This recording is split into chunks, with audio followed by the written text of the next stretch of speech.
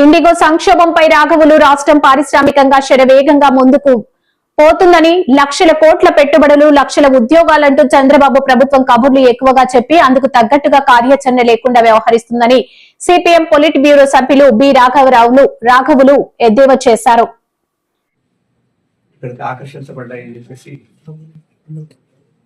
చెప్తున్నారు. అయితే 20 బిలియన్ డాలర్లు వచ్చినట్టు ఈ 17 నెలల్లో. మరి ఆ డాలర్లన్నీ ఎక్కడికి పోయినాయో, ఎక్కడ ఉన్నాయో కూడా మనకి అర్థం కావడం. అలాగే 5 సంవత్సరాల్లో అధికారానికి వచ్చిన తర్వాత 2024-29 లోపల వారు గతంలో ప్రకటించింది $500 బిలియన్ ఆకర్షిస్తామని చెప్పేసి చెప్పారు.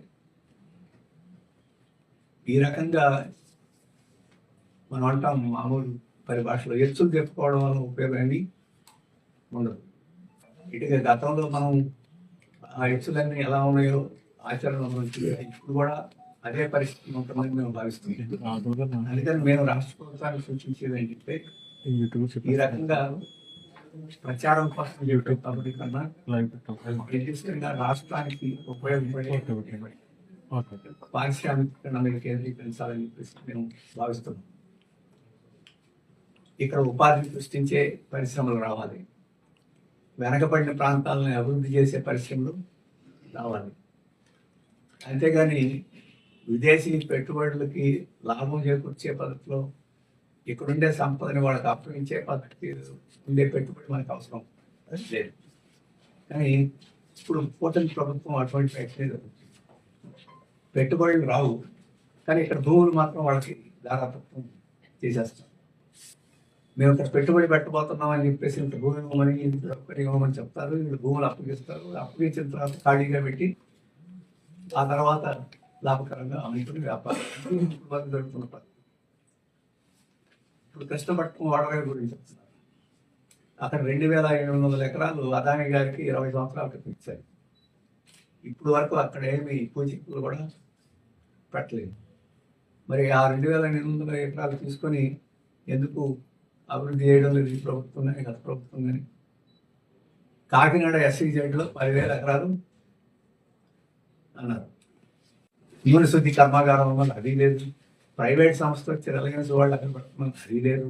ఇప్పుడు కూడా ఈ హైడ్రోకార్బన్ పరిశ్రమలు వస్తేను చూడబడుతున్నారు. ఇప్పుడు ఇప్పుడు అక్కడ 10,000 ఎకరాలు ఖాళీగా ఉన్నది, దాని గురించి లేదు. ప్రకాశం జిల్లాలో వెనుగొండ ప్రాంతంలో 30,000 ఎకరాలు పెద్ద పారిశ్రామిక వాళ్ళు ఉన్నారు, అక్కడ ఏం లేదు. మరి ఇన్ని అలాగే లేపాక్షిలో పెద్ద నాలెడ్జ్ సిటీ అన్నారు, అనంతపురం 8,000 ఎకరాలు, దానికి గతి లేదు. ఇవన్నీ ప్రైవేటు వాళ్ళకి ఇచ్చేసి వాళ్ళు స్పెక్యులేషన్ వ్యాపారం చేసుకోవడానికి వరకు ఉపయోగపడి పరిశ్రమలు రావడానికి. ఇప్పుడు బాబు గారు, లోకేష్ గారు, పవన్ గారు, మరి వీరందరూ చెప్తున్న భూములు ఈ పారిశ్రామికవేత్తలకు పెట్టుబడులు వస్తాయా, వాళ్ళకి భూములు ఇస్తారా? భూములు ఇవ్వడం కోసం ఈ కుదర కొడుతున్నారా?